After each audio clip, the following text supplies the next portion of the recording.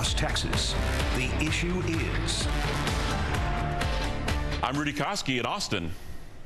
I'm Stephen Dial in Dallas. And I'm Greg Krugen in Houston, and this is Texas, the issue is. For our discussion, the issue is the DEI purge pushback. Since January, when SB 17 took effect, college administrators all across Texas have been shutting down diversity, equity, and inclusion programs. In response to that, members of a faculty labor union rallied at the University of Texas here in Austin, calling on school leaders to stop the rollback. I spoke to two members about why they believe some form of DEI should remain on every campus.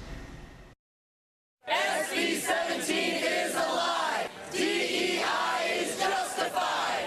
I would like the university to restore the programs that were lost. I believe they were lost to please political forces in the state. Faculty and staff educate. Texas lynch indoctrinate. I never understood what people were saying about what was wrong with it, because all we're trying to do is make a better campus for more students. There are some programs that are viewed to be divisive, where we start breaking people up into compartments. You're in this tribe, you're in this tribe, you're in this tribe. Do you feel that we can move away from that? Well, it's not either or. So there's got to be space for people who come from marginalized backgrounds to have their own space, to represent their cultures, to just feel comfortable.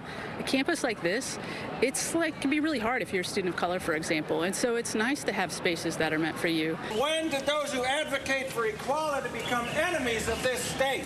DEI has become a four-letter word. Can the concept be rebooted, and do you think it could be less divisive? We are a diverse group of people, so diversity is already here. Equity and inclusion are not. We need to keep working at equity and inclusion, and we need to acknowledge how many different kinds of people we have in Texas, how many different kinds of students we have, and we need to work to support each other, and we need staff who help us do that as well. There are people who will say Texas already is doing that. We recognize we're diverse, and we recognize people should be treated fairly. Why do we need DEI? I don't see that happening outside of DEI. I see the purge of staff who had decades of experience, many of them, working with students to help them succeed. I think that purge shows that we're not doing what we need to be doing. But at the expense of another race? Because that was the argument against DEI, was that, all right, we're lifting up one group, pushing down another. I don't think anything about DEI pushes down another group. It is lifting up people who have been marginalized, people whose parents and grandparents did not have the chance to go to college. It is uplifting us all. Don't we already have these protections in place, affirmative action, discrimination laws? I mean, well, we don't really have affirmative action anymore. That's pretty much been thrown out the window. You know, discrimination is about a very kind of particular legal definition, and it doesn't get at, for example, microaggressions and the kind of little things that happen to students on the day-to-day that make being on a campus like this really hard. And all DEI was a Band-Aid to try to make life a little bit better for folks. So how do we reboot this? How do we come together, especially during these times?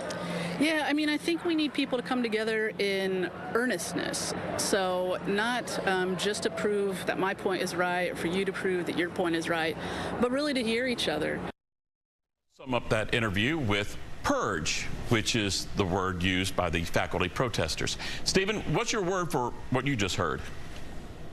I'm just going to say partisan. Greg, take us to a break with a word. Rudy, my word is reparation. Well, the issue is certainly divisive. The Texas Trio will come back together again in a moment to discuss the DEI campus pushback.